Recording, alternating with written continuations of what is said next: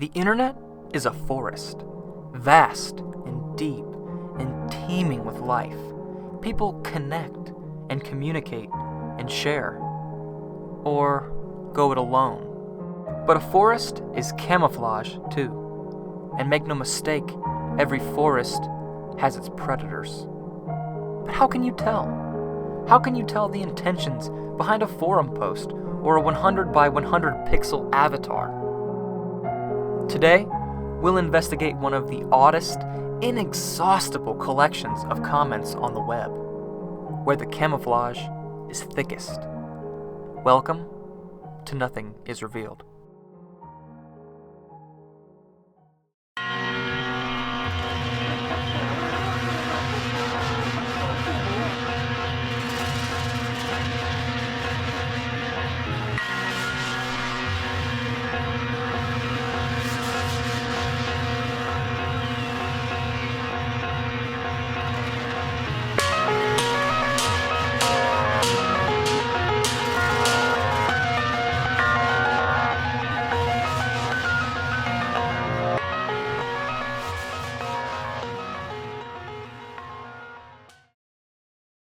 Take a look at these comments.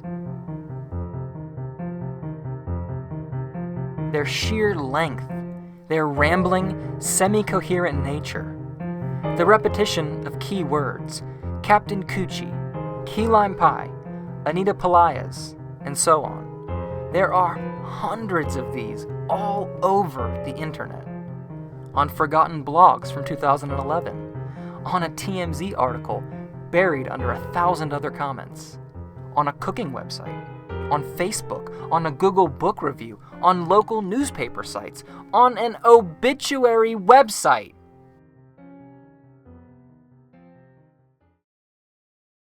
These have been appearing all over the internet for 7 straight years.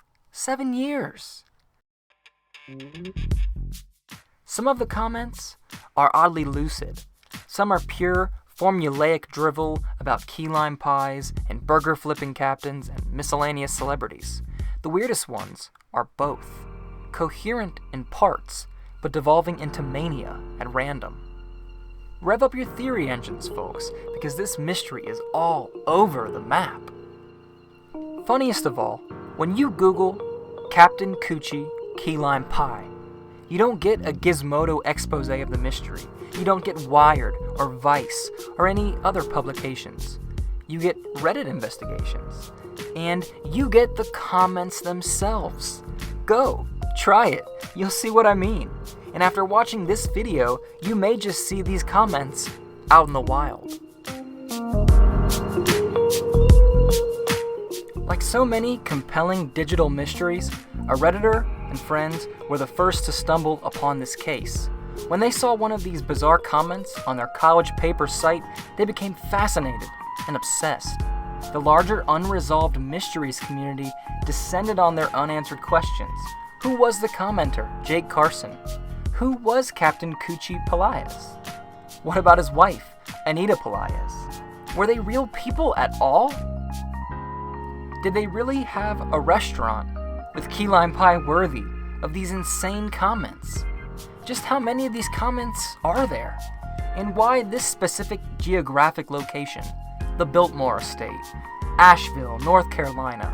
Unlike many mysteries, this one was actually overflowing with threads to investigate. The comments consistently reference a restaurant called Captain Kutchie's Key West Cafe, owned by the captain himself, and his gorgeous wife, Anita Pelayas. They make the best key lime pie, of course, but also goody-goody cheeseburgers. So does this restaurant really exist? Well, as it turns out, it does. Did.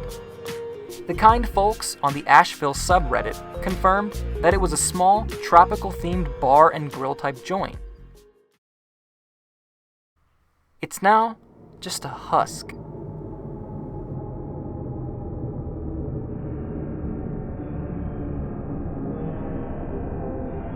The property is owned by none other than Oswald Pelayas. An obituary was found mentioning a Kutchie Pelayas and his wife Anita Pelayas that names Oswald as the father of Kutchie, meaning the property could very well be owned by Kutchie at this point. But the restaurant is gone, and has been for a long time, since before the comments even started. Beyond that, facts start to end, and conspiracy begins. So, let's conspire. Approaching this mystery, the first thing I pictured was a deranged, lonely old man, perhaps with some sort of compulsive condition, to share about his favorite piece of pie in a restaurant he's been to 100 times, or maybe just a few. Maybe he was close to the Kutchie family. Maybe he only ever met them once, or from afar, and his bizarre obsession grew. Are his intentions harmful?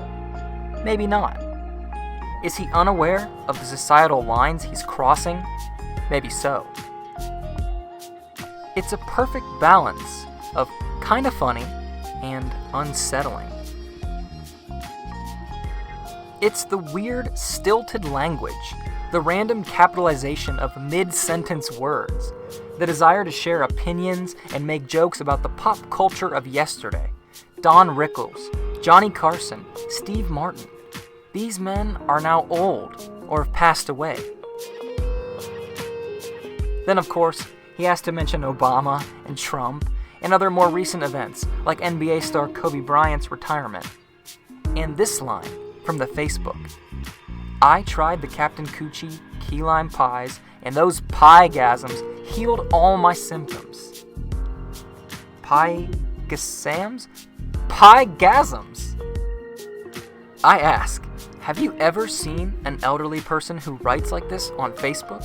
Who rants and raves? Who would make a joke using a word like pie-gasms and then misspell it? A whole subreddit, our Old People Facebook, exists to share these comical gems with nearly 600,000 subscribers.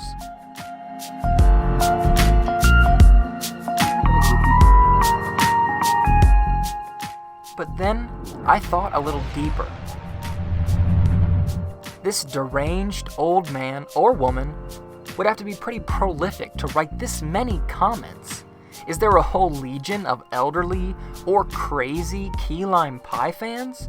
Can one person really be this dedicated to commenting this drivel for 7 years straight? Because this stilted, odd way of writing is also consistent with bots. Imperfect, computer program bots. They sound like us, but there's something slightly off, slightly uncanny, kind of funny, and unsettling, you might even say. And that is something I'd never thought of, something utterly fascinating, that the line could be so blurry between an elderly person with a loose grasp on technology and an imperfect chatbot. Before we proceed, I have to explain a computer science concept to you: the Turing Test. It's simple. The Turing Test is whether or not a computer program can fool you into thinking it's a real person based on a chat. And make no mistake, chat bots have come a long way. Look no further than Cleverbot for proof of that.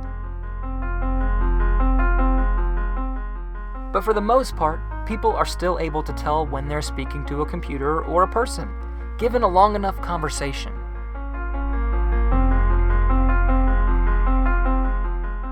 Okay, so in my AI class in college, we learned about a programmer who beat the Turing Test.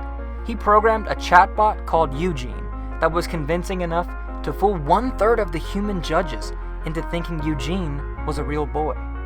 He did this by programming Eugene to be a 13-year-old Ukrainian child, making it harder for the judges to detect if he was real. Is Jake Carson an odd human? Or a bot mimicking an odd human? This naturally leads us into our next theory, that this is just a web-crawling bot, crafted surprisingly well, and here's where our speculation becomes a little crazy, so feel free to put your tinfoil hat on. Why would someone do this? Why program a bot like this to make these useless comments on this bizarre array of articles and blogs?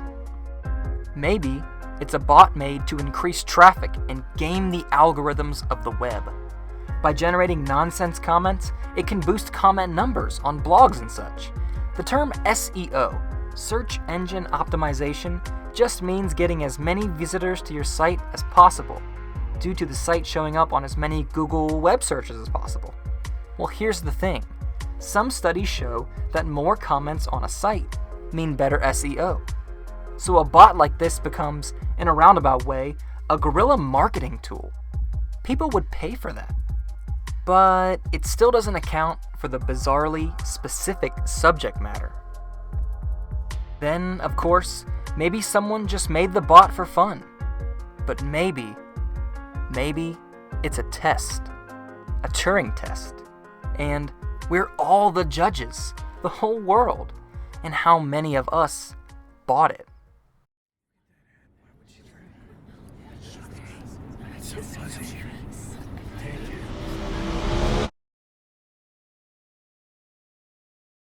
Some of us certainly did.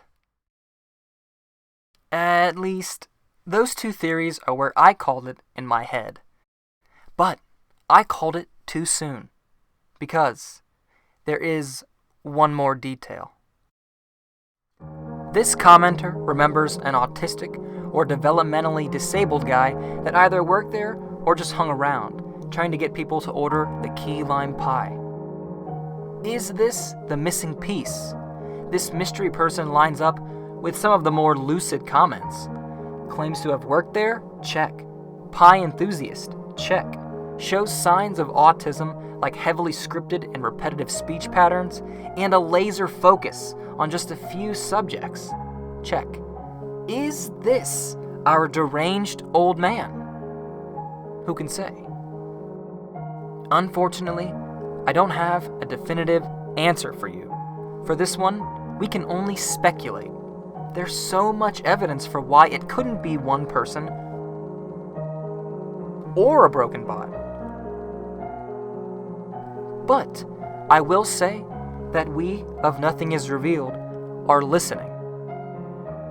Our ears are open on this and all other episode topics. If you have tips, please send them our way. If we ever learn anything more, if there's a breakthrough in a case, you can bet we will let you know, likely in a follow-up video. Before we go, I just want to say thank you so much for watching, and thank you for subscribing and sharing and all your kind words. I didn't know if I'd spend all this time on these videos and put them up only for them to sit dormant and unwatched. But you've already become a better fan base than I could have ever dreamed. What do you think about this mystery?